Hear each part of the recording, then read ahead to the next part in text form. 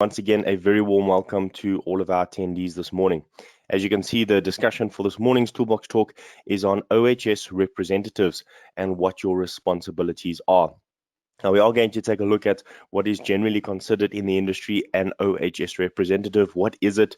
And then what are you supposed to be doing if you have been appointed into this position? And do you have any help in carrying out the tasks that you have been assigned with? We just want to say a very big thank you, first of all, to IOPSA, as well as to SIOSH, as well as to the PIRB for all that they are doing in the interest of health and safety. But more importantly, we want to say thank you to you, the attendees, for not only reaching out and giving us some great advice on what topics that you would like to hear, as well as the information that you are finding out in the industry that assists you in keeping yourself safe. So thank you once again, and thank you for everybody who is joining this morning. As always, we do have a reminder today, again, like last week, is the reminder about the annual plumbing industry survey. Please visit www.iopsa.org and take the annual plumbing survey. If you are an IOPSA member, you will earn 1 CPD credit when you submit this. So thank you very much for all of you who have already done that. If you haven't done it as yet, please log online and see if you can get that done whenever it is convenient for you. Now, as we mentioned, an OHS representative or an occupational health and safety representative is a person that has been appointed in terms of Section 17 of the Occupational Health and Safety Act. Now, what does that mean? What is a health and safety representative? Well, the law says that any company that has 20 employees or more, so yes, we are referring to companies with 20 employees or more. Now, I'm just going to put in a side note. Does that mean that if you do not have 20 employees, you do not need a health and safety representative? That is also not correct. So let us first take a look at what the law says as a minimum requirement, and then we will explain why it is sometimes that you in a company may have less than 20 employees but are required to have a health and safety representative. So to start off, for companies with 20 employees or more, it becomes a mandatory requirement for one health and safety representative to be appointed. This health and safety representative is nominated or elected by the employees. So yes, an employer can put forth a name of someone who they feel could be capable of carrying out these responsibilities. But please remember, since they are representing the employee is the one that should nominate and elect this health and safety representative. Now, we know this is done in a perfect world, and sometimes you are elected by the employer just to carry out the duties. You get sent on the training, and then you are expected to carry out these responsibilities. And yes, this does happen. What we want to suggest, though, is that an employee who is nominated must fit the criteria of what the law considers. So, have you been appointed as a health and safety representative? Are you in need of a health and safety representative for your company and not too sure how to go about performing this? Well, let's look at some of the criteria. An employee must be a full-time employee. If you are working in an office or a shop, you need to have one safety rep for every 100 employees, starting from 20. For any other workplace, so if you do not fit into an office or a shop environment, you are then supposed to have a safety rep for every 50 employees, starting at 20. Then all health and safety representation activities must be done during normal working hours. What does that mean? Well, as a health and safety rep, generally in most companies, and I say most because some companies you're a health and safety rep permanently, and that is your task every single day, generally in the construction industry. But oftentimes you could be a health and safety representative and also manage another type of duty, such as being a receptionist, as well as being a health and safety rep, or you could be a plumber, being out in the field, driving the vans, and you are also appointed as a health and safety representative. What this means is when you've finished your tasks as a health and safety representative and you continue your normal tasks as a plumber or whatever other duties you are carrying out, you do not need to work overtime in order to perform the activities of a health and safety rep or your current activities. This will basically be included in your normal working hours as per your contract in terms of the basic conditions of employment. So you are not required then to do more work in more hours, because a health and safety representative does not get paid more to perform their duties. A health and safety rep must also be appointed in writing for a specific period as well as for a specific site. Now, how does this work? Well, generally you do training for a health and safety representative. If you've done that training, generally the training should last for a year or two. So you can be appointed from the date that your training has been completed till when that training will expire. And that will help you to get the period of when you can be appointed from. For a specific site, well, this could be in terms of a construction site or a specific workplace where you will be working. Now, you will notice right at the end, and we come back to our first question, does that mean if I have less than 20 employees, I do not need a health and safety rep? And this question comes up purely because many of you have been on site. You do not fit the criteria of having 20 employees, but your client requests you to have one. And there's quite a few issues that come with that.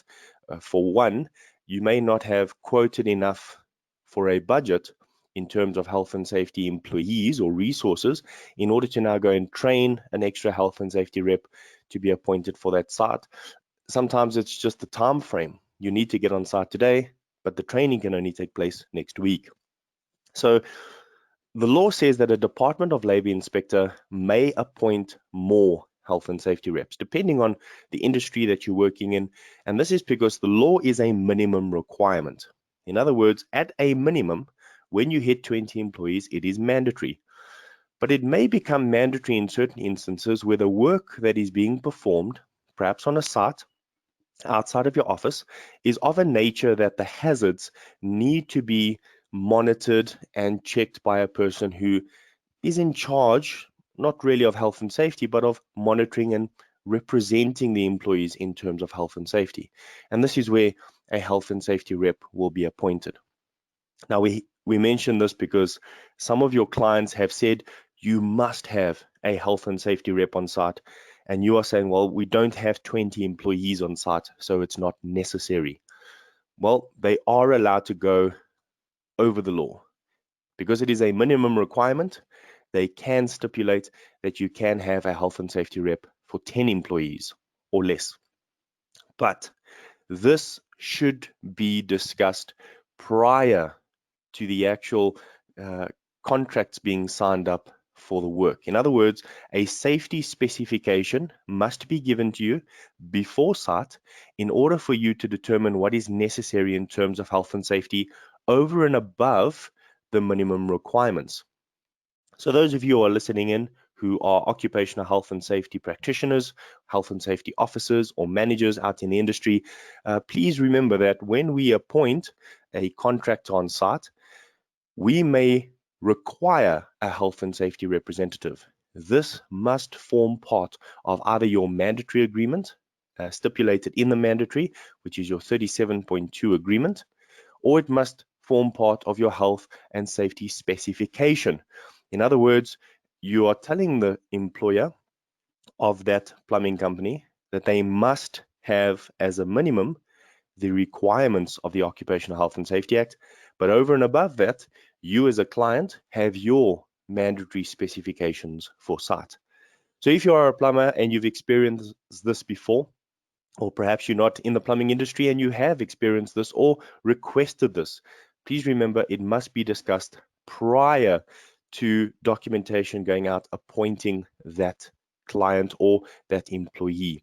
And this is so that the contractor has sufficient time to put all the necessary resources into place. And this also makes it easier for them to add in to their budget for that site in order to include a health and safety representative. So we just want to get this out right in the beginning of the process so that nobody fights with anyone.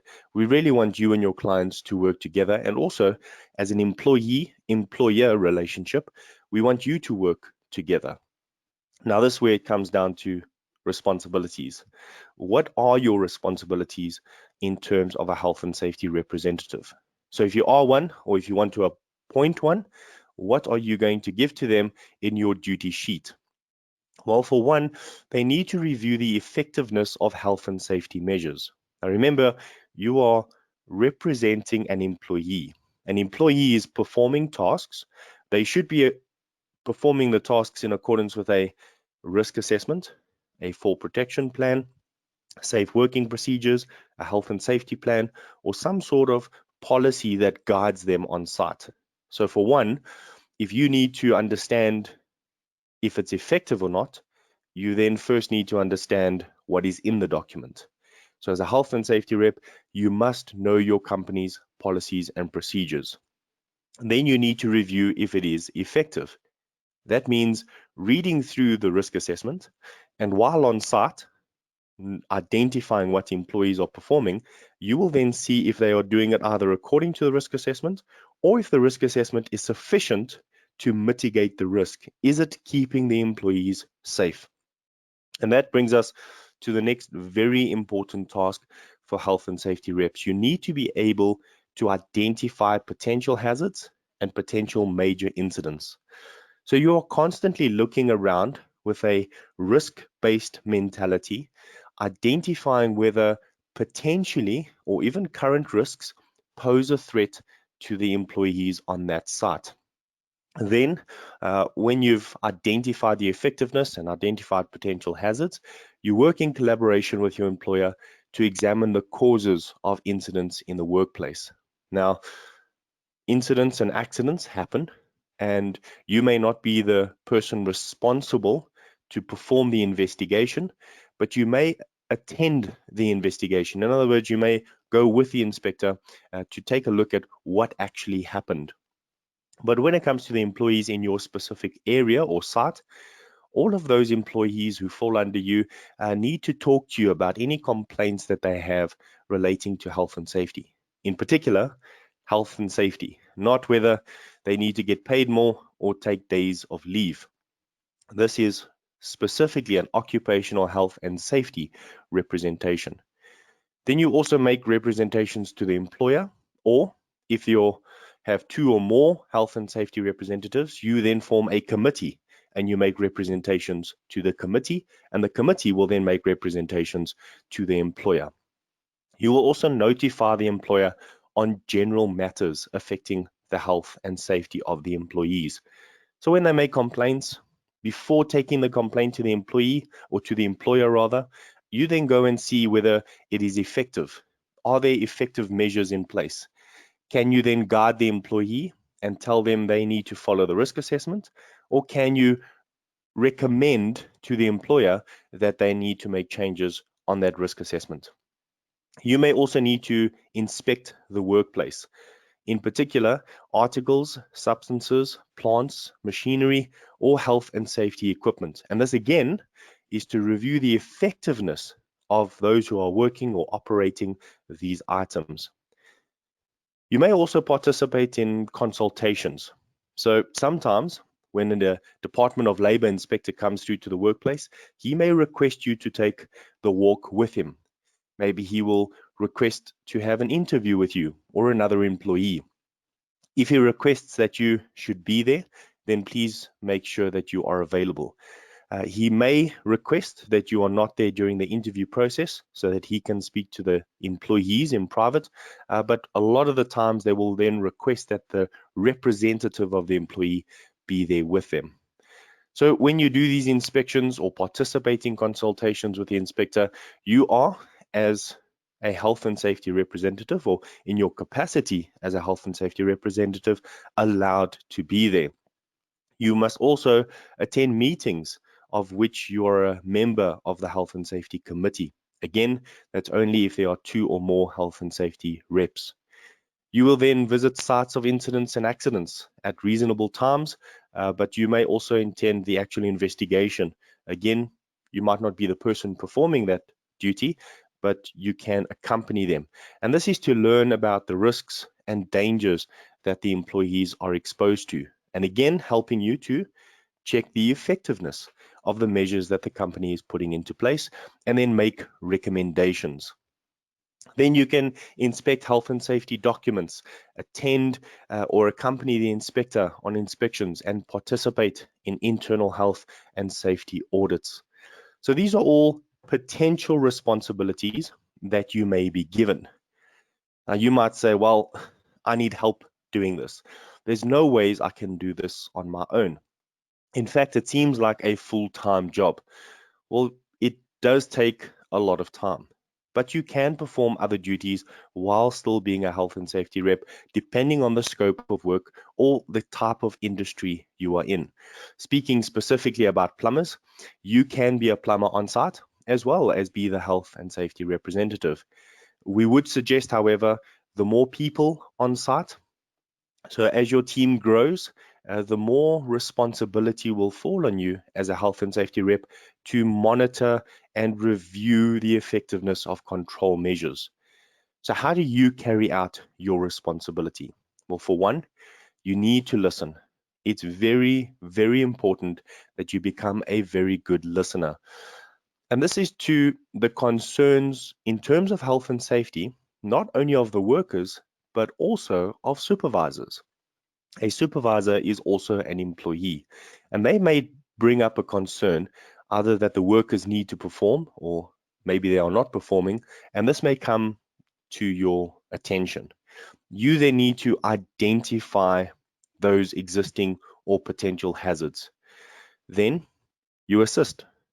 You assist in investigating not just incidents and accidents, but potentially the identification of risks and hazards in order to make a more effective risk assessment. You then recommend corrective actions. Now, notice you do not implement corrective action. So you are recommending corrective action and then you monitor. So from the outset, you recommend and you just watch over to see if it is effective. Now, why do we say you recommend and not implement? Well, look at the question on the bottom of the screen. Are you the safety officer if you are a health and safety representative? No.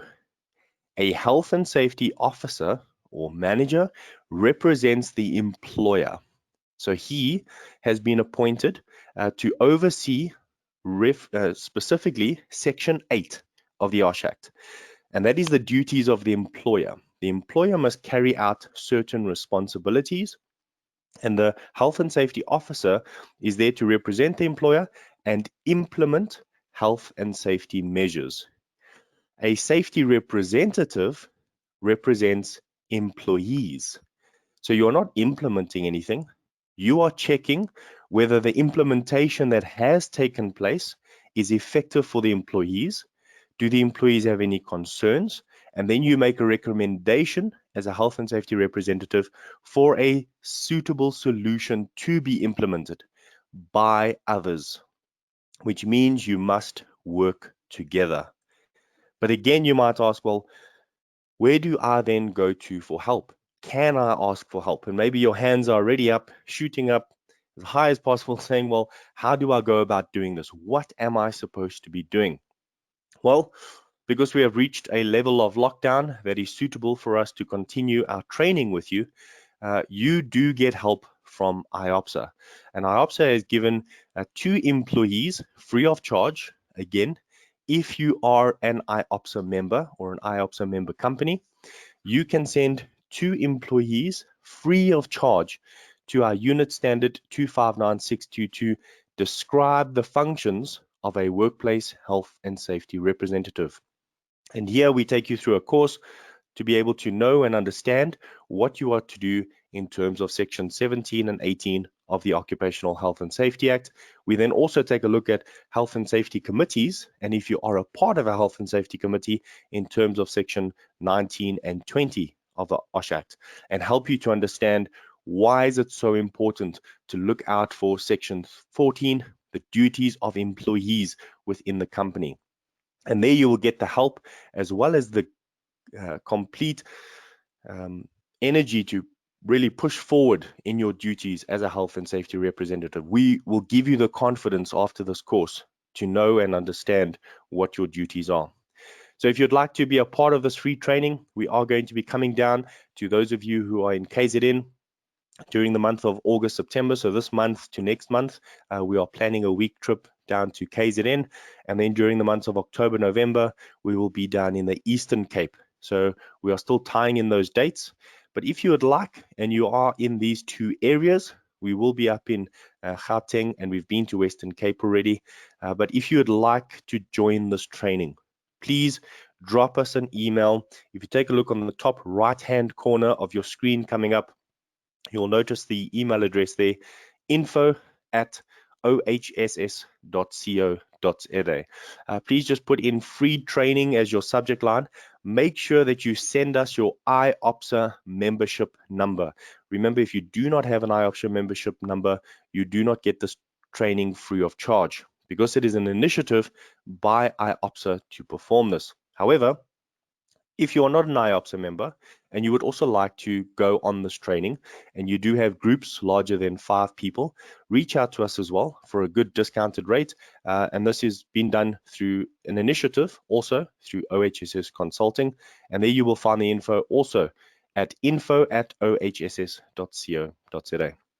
Well, that's all the time we have this morning. Just as a reminder, please do not forget to take the annual plumbing industry survey on www.iopsa.org.